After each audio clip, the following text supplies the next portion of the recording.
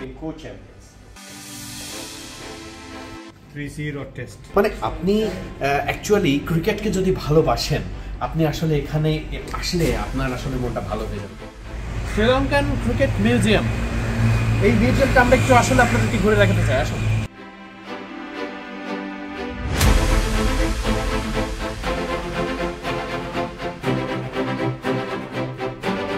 প্রথম বিশ্বকাপ ট্রফি, একটা বিশ্বকাপ ট্রফি যেটা শ্রীলঙ্কার ক্রিকেটকে আমূল বদলে দিয়েছিল।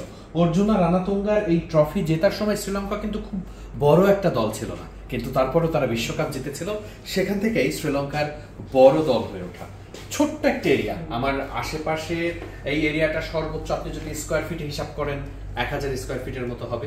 বাট এই ছোট্ট এরিয়াতে শ্রীলঙ্কান ক্রিকেট বোর্ড তাদের মিউজিয়ামটাকে সাজিয়েছে খুবই সুন্দরভাবে। 2014 টি-20 বিশ্বকাপ, যেটা বাংলাদেশে আসলে শ্রীলঙ্কা জিতেছিল, এখানে তাদের সেই শ্রীলঙ্কা ইন্ডিয়ার যে জয়ের টি-20 বিশ্বকাপ যে জয়, সে জয়ের জার্সি আছে, সেই ক্রিকেটারদের সাইন করা ব্যাট আছে, সেই স্কোর কার্ডটা সুন্দর করে তারা এখানে দেখানোর চেষ্টা করেছে।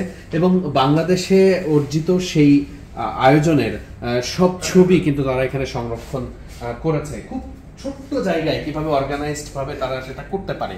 এই পাশে টেস্ট ক্রিকেটের যত সাফল্য সেগুলো তারা তুলে ধরেছে। অস্ট্রেলিয়া, ইংল্যান্ড বড় বড় সব টেস্ট জয় ট্রফিগুলোকে তারা সংরক্ষণ করেছে। এই ক্যাবিনেটটাতে শুধুমাত্র রাখা হয়েছে এশিয়া কাপ ট্রফি। এই ট্রফিটা নিশ্চয়ই আপনাদের এখন খুব পরিচিত, কারণ এশিয়া কাপ এখন এই একরকম ডিজাইনের ট্রফি তারা ব্যবহার করে থাকে। এই ক্যাবিনেটে 6টা এশিয়া কাপের ট্রফি সংরক্ষণ করা আছে, যেটা 1986 সাল থেকে তারা একের পর এক অর্জন করেছে। খুব স্বাভাবিকভাবে ওয়ানডে ক্যাপ্টেন, টি-20 ক্যাপ্টেন, ওমেন্স ক্যাপ্টেন সবার নাম এখানে সংরক্ষণ করা আছে। ট্রফির গায়ে ছোট্ট করে লেখা বাংলাদেশ। এই ট্রফি অর্থাৎ আইসিসি টি-20 বিশ্বকাপ 2014-র স্বাগতিক দেশ ছিল বাংলাদেশ। সে বিশ্বকাপ জিতেছিল শ্রীলঙ্কা। ট্রফিটা ক্যাবিনেটে সাজানো খুব যত্ন করে। পাশেই আইসিসির বিশ্বকাপ অর্থাৎ প্রথম যে বিশ্বকাপটা জিতেছিল শ্রীলঙ্কা 1996 সালে অর্জুনা রানাতুঙ্গার অধীনে। 2007 বিশ্বকাপ বাংলাদেশের খুব স্মরণীয় বিশ্বকাপ বলে কথা। সেই বিশ্বকাপে বাংলাদেশের ক্রিকেটারদের অটোগ্রাফ সম্বলিত ব্যাটের দেখাও পাওয়া গেছে এখানে। তামিম ইকবাল, সাকিব আল হাসান, মুশফিকুর রহিম কে নেই, হাবিবুল বাশার সুমন ছিলেন সে দলের অধিনায়ক। বাংলাদেশে জিতে আসা বেশ কিছু ট্রফিরও সন্ধান পাওয়া গেল এখানেই।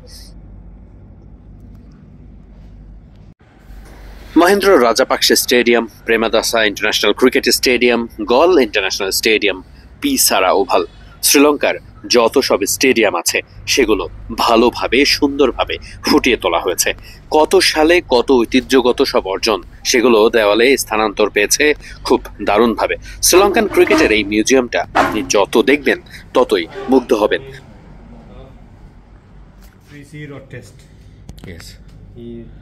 And the T20 World Cup trophy also is here.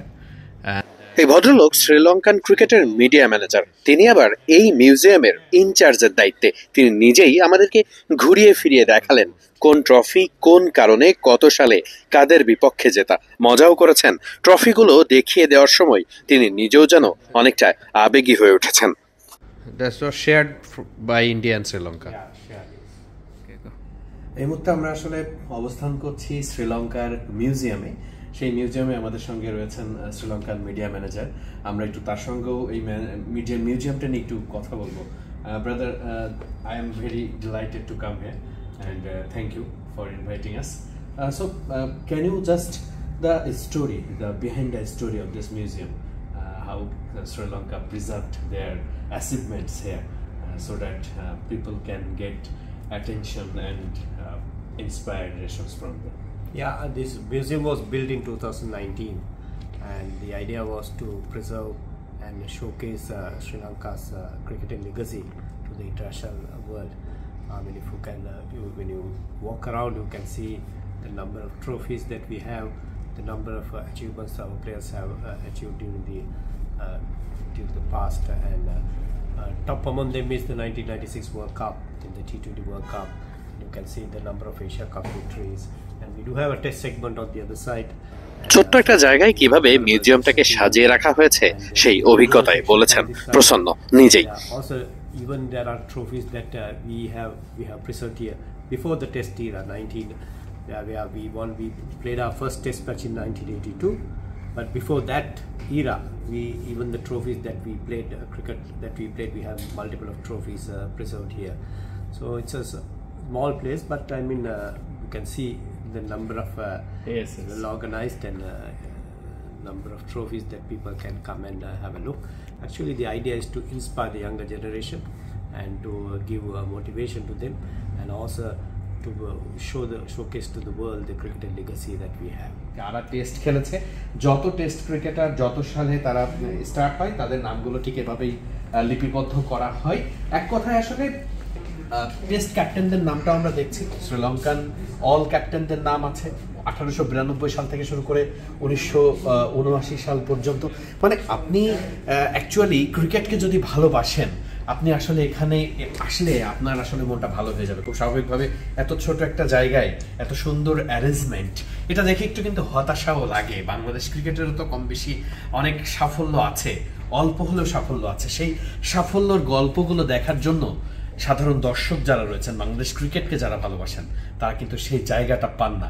Bangladesh ক্রিকেটের জন্য কি ছোট্ট একটু এরকম জায়গাটা থাকতে পারতো না, যেখানে মিউজিয়ামের মতো একটা সংগ্রহশালা রাখা যেত, যেখানে তামিম সাকিবদের যত অর্জন, বাংলাদেশ ক্রিকেটের যত অর্জন, আইসিসি ট্রফি থেকে শুরু করে আন্ডার-19 বিশ্বকাপ, এই ব্যাপারগুলো দর্শকরা দেখতে পেত সেখানে। নিশ্চয়ই হয়তো বাংলাদেশ ক্রিকেট সামনে সেই পথে হাঁটবে, সেই আয়োজন করবে, সেই প্রত্যাশা আমাদের রাখতেই হচ্ছে। শ্রীলঙ্কান ক্রিকেট বোর্ডের মিউজিয়াম থেকে ওয়াহিদ মুরাদ, মিডফিল্ড।